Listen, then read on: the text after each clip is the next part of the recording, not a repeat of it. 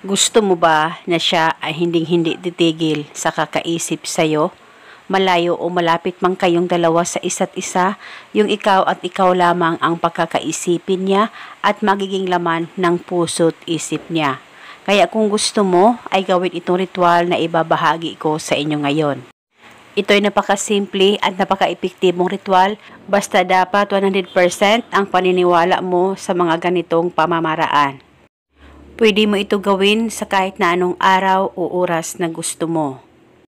Ang gagawin mo lamang, kumuha ka ng isang basong tubig, malinis po na tubig ang gagamitin natin.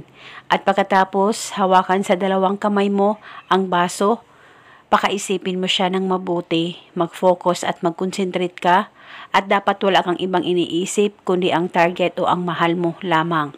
At pagkatapos ay ibulong mo ang spell na ito. Pangalan at apelyido, sa kapangyarihan nitong tubig, ikaw ay hinding-hindi titigil sa kakaisip sa akin at ako ang magiging laman ng puso't isip mo. Ibulong mo lamang ito ng 3 beses. Pwede ka rin magdagdag o mag-iba ng hiling kung gusto mo, wala pong problema. At pagkatapos ay inumin nyo na po itong isang basong tubig at dapat ubusin nyo po ang pag-inom nito.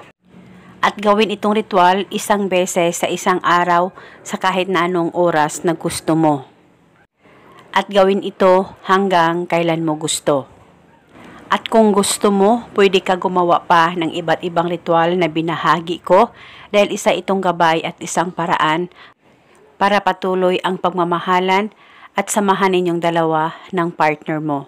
Basta magtiwala, gawin sa mabuti at hilingin ng buong puso.